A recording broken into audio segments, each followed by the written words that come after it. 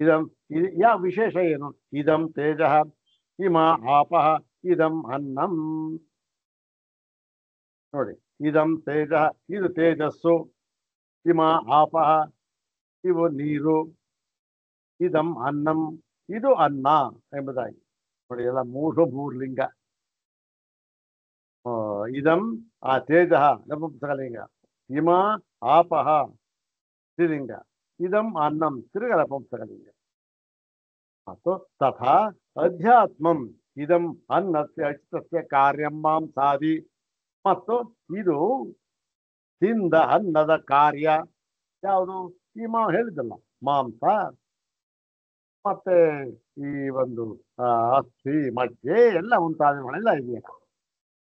ಮಾಂಸ ಅಂತಕ್ಕಂಥದ್ದು ಮಧ್ಯಭಾಗ, ಪುರೀಷ ಅಂತಕ್ಕಂಥದ್ದು ಕನಿಷ್ಠ ಭಾಗ, ಮತ್ತೆ ಮನಸ್ಸು ಅಂತಕ್ಕಂಥದ್ದು ಅತ್ಯಂತ ಸೂಕ್ಷ್ಮ ಭಾಗ.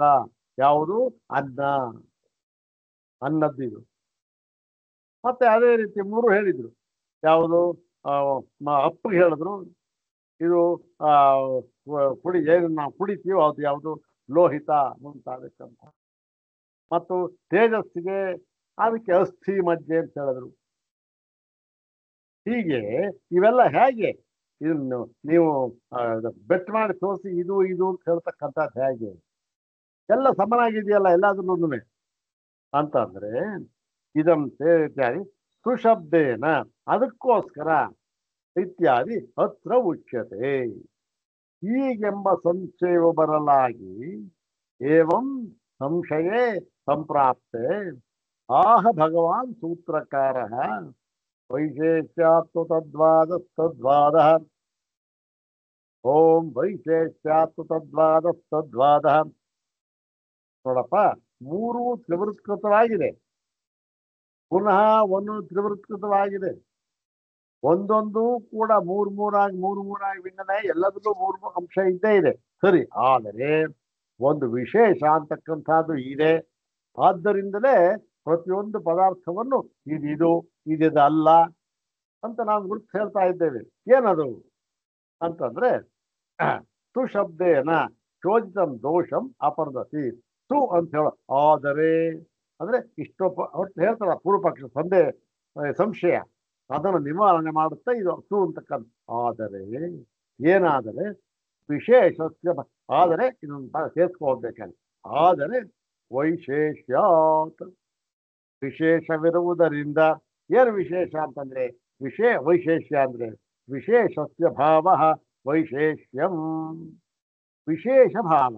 ವಿಶೇಷ ಭಾವ ನಮಗೆ ಕಂಡು ಬರ್ತಾ ಇದೆ. ಏನು ವಿಶೇಷ ಭಾವ ಸ್ವಾಮಿ?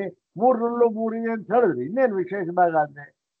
ಅನ್ನ ನೋಡಿದ್ರೆ ಅದ್ರಲ್ಲಿ ಅಪ್ಪು ತೇಜಸ್ಸು ಇದೆ ಅಂತ ಹೇಳ್ತಿರಲ್ಲ, ತೇಜಸ್ಸು ನೋಡಿದ್ರೆ ಅಪ್ಪು ಅನ್ನ ಇದೆ, ಏನು ವಿಶೇಷ ಇದೆ ಅಂತಂದ್ರೆ ಭೂಯಸ್ವಂ ಯಾವತ್, ಅದರಲ್ಲಿ ಆಧಿಕ್ಯ ಎಂಬತಕ್ಕಂತಹ ವಿಶೇಷವಿದೆ. ಆಧಿಕ್ಯ ಎಂಬತಕ್ಕಂತಹ ವಿಶೇಷವು ಇದೆ. ಆಧಿಕ್ಯ ಎಂಬತಕ್ಕಂಥ ಏನದು? ಆಧಿಕ್ಯ ಅಂದ್ರೆ ನೋಡೋದನ್ನ ಹೇಳ್ತಾರೆ, ಸತ್ಯ ತ್ರಿವೃತ್ಕರಣೆ ಕ್ವಚಿತ್ ಕಸ್ಯಚಿತ್ ಭೂತಧಾತೋ ಭೂಯಸ್ವಂ ಉಪಲಭ್ಯತೆ. ನೋಡಿ, ಈ ಒಂದು ಯಾವುದೋ ಒಂದು ಧಾತು, ಅದಕ್ಕೆ ಒಂದು ತ್ರಿವೃತ್ಕರಣವನ್ನು ಹೇಳಿದ್ದಾರೆ. ಆ ತ್ರಿವೃತ್ಕರಣವನ್ನು ಹೇಳಿ ಅದು ಪುನಃ ತ್ರಿವೃತ್ಕೃತವಾಯಿತು ಅಂತ ಹೇಳಿದ್ದಾರೆ. ಹೀಗಿದ್ದರೂ ಕೂಡ ಏನಾಗಿದೆ, ಯಾವುದೋ ಒಂದು ಭೂತ ಧಾತು ಇದೆಯಲ್ಲ, ಯಾವುದು? ತೇಜಸ್ಸಿರ್ಬೋದು, ಅಪ್ಪಿರ್ಬೋದು, ಅನ್ನ ಇರ್ಬೋದು. ಅದರಲ್ಲಿ ಯಾವುದೋ ಒಂದು ಧಾತು ಏನಾಗಿದೆ? ಆ ಭೂಯಸ್ವಂ ಉಪಲಭ್ಯತೆ, ಅದು ಅಧಿಕವಾಗಿರುವುದು ಉಪಲಭ್ಯತೆ ಕಂಡು ಬರುತ್ತದೆ. ಇವಾಗ ತೇಜಸ್ಸಿದೆ, ತೇಜಸ್ಸಿನಲ್ಲಿ ಎಲ್ಲ ಇದೆ, ಅಪ್ಪು ಅನ್ನ ಅಂತಕ್ಕಂಥದ್ದು ಇದೆ. ಆದರೂ ಕೂಡ ಯಾವುದೋ ಒಂದು ಅಂಶ ನಮಗೆ ಭೂಯಸ್ವಂ ಅಧಿಕವಾಗಿರುವುದು ಕಂಡು ಬರ್ತಾ ಇದೆ.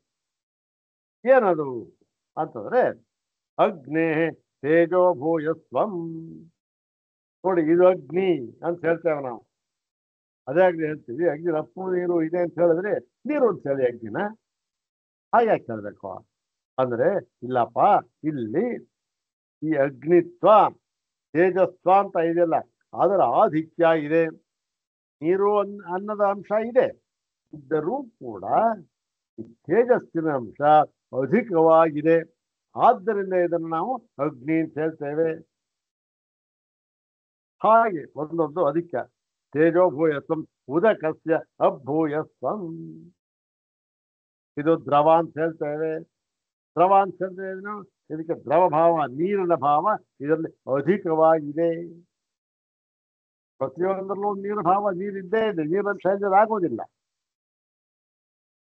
ಇವಾಗ ಒಂದು ಕಲ್ಲಿದೆ, ಕಲ್ಲು ಬಂಡೆ ಇದೆ, ಕಲ್ಲು ಬಂಡೆನಲ್ಲೂ ಕೂಡ ನೀರಿನ ಅಂಶ ಇದೆ. ಅದು ಏನಾಗಿದೆ, ನಮ್ಮ ಕಣ್ಣಿಗೆ ಕಾಣದಷ್ಟು ಅತ್ಯಂತ ಸೂಕ್ಷ್ಮವಾಗಿ ಈ ನೀರಿನ ಅಂಶನೂ ಇದ್ದೇ ಇದೆ. ಭೂಮಿ ಅಂಶ ಅಂತೂ ಇದ್ದೇ ಇರಬೇಕು ಬರೀ ಕಲ್ಲೋದು.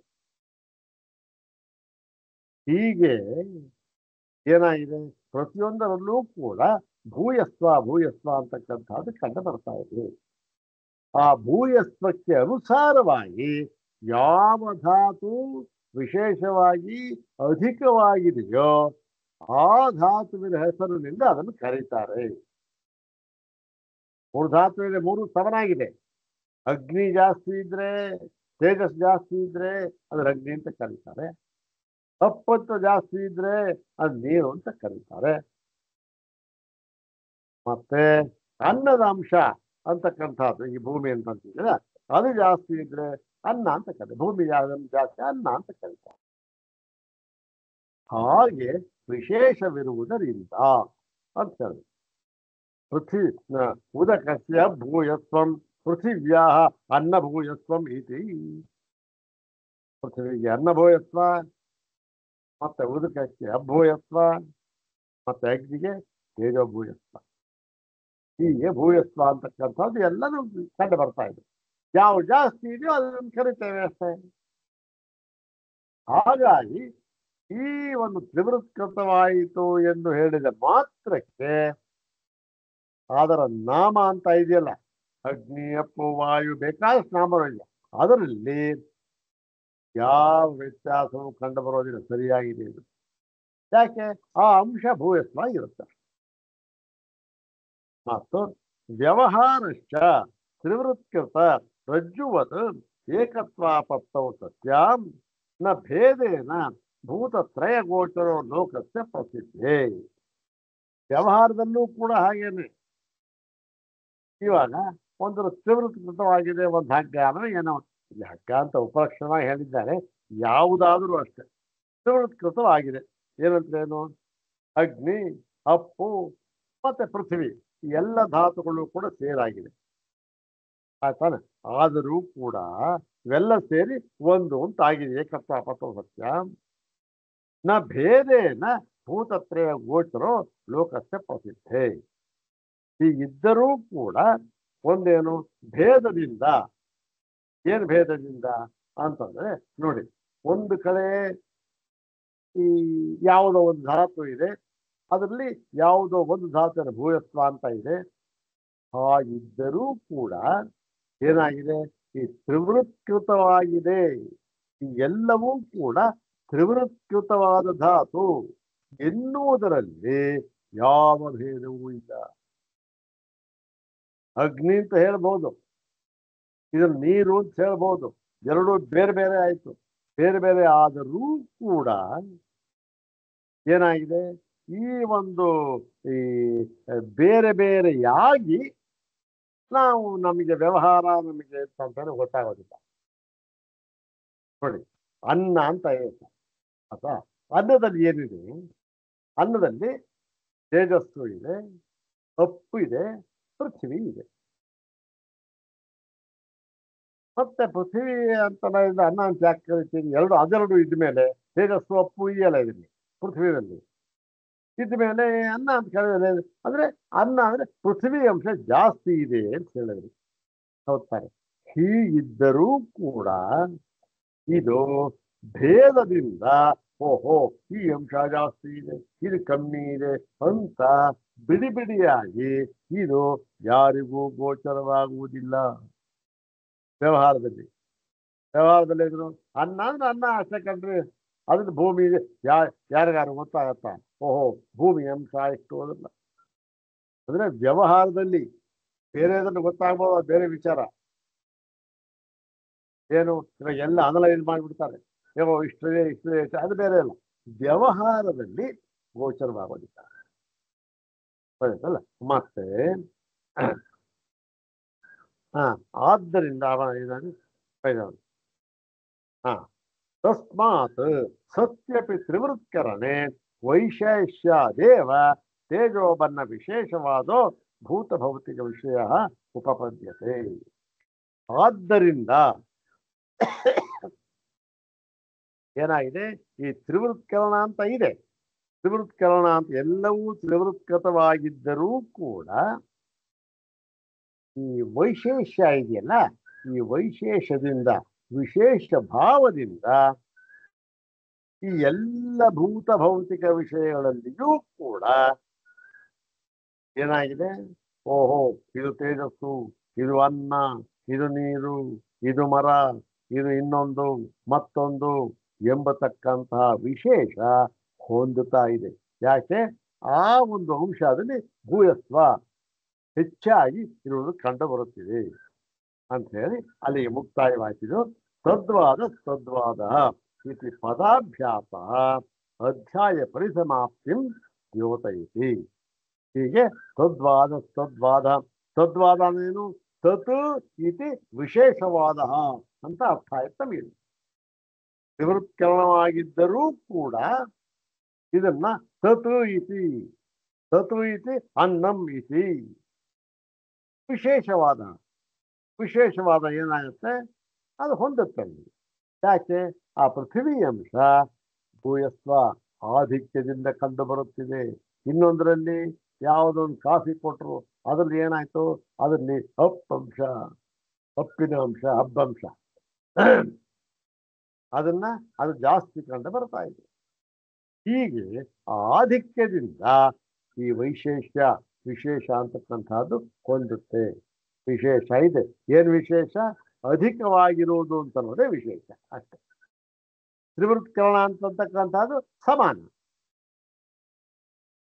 ಹೀಗಾಗಿ ತಸ್ಮಾತ್ ಇಲ್ಲಿಗೆ ಈ ಒಂದು ಭಾಷ್ಯ ಭಾಗ ಮುಗಿ. ಈ ಸೂತ್ರವನ್ನ ಇನ್ನೊಂದು ಕೊನೆಯ ಸೂತ್ರ ಇದು.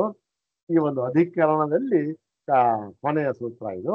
ಒಂದ್ಸಾರಿ ಪೂರ್ತಿ ಹೇಳ್ಕೊಂಡು, ಓಂ ಸಂಜ್ಞಾಮೂರ್ತಿ ತ್ರಿವೃತ್ಪೂರ್ವತ ಉಪದೇಶಾತ್ ಓಂ ಮಾಂಸಾದಿ ಭೌಮಂ ಯಥಾ ಶಬ್ದಮಿತರಯೋಶ್ಚ ಓಂ ವೈಶೇಷ್ಯಾತ್ತು ತದ್ವಾದಸ್ತದ್ವಾದಃ ಓಂ ವೈಶೇಷ್ಯಾತ್ತು ತದ್ವಾದಸ್ತದ್ವಾದಃ ಇತಿ ಬಾದರಾಯಣೀಯ ವೇದಾಂತ ಸೂತ್ರ ಪಾಠೆ ಅವಿರೋಧಾಖ್ಯೋ ದ್ವಿತೀಯೋಧ್ಯಾಯಃ ಇತಿ ಶ್ರೀಮತ್ಪರಮಹಂಸ ಪರಿವ್ರಾಜಕಾಚಾರ್ಯವರೇಣ್ಯ ಪದವಾಕ್ಯ ಪ್ರಮಾಣಜ್ಞ ಶ್ರೀ ಗೋವಿಂದ ಭಗವತ್ ಪೂಜ್ಯಪಾದ ಶಿಷ್ಯ ಶ್ರೀಮಚ್ಛಂಕರ ಭಗವತಃ ಕೃತೌ ಶಾರೀರಕ ಮೀಮಾಂಸಾ ಭಾಷ್ಯೆ ದ್ವಿತೀಯಾಧ್ಯಾಯೇ ಚತುರ್ಥಃ ಪಾದಃ ಇತಿ ಅವಿರೋಧಾಖ್ಯೋ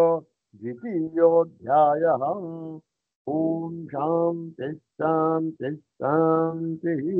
ಓಂ ಸಹನಾಭವತು ಸಹನೌ ಭುನಕ್ತು ಸಹ ಧೀರ್ಯಂಕರವಾವಹೈ ತೇಜಸ್ವಿನಾವಧೀತಮಸ್ತು ಮಾ ವಿದ್ವಿಷಾವಹೈ. ಓಂ ಶಾಂತಿ ಶಾಂತಿ ಶಾಂತಿ.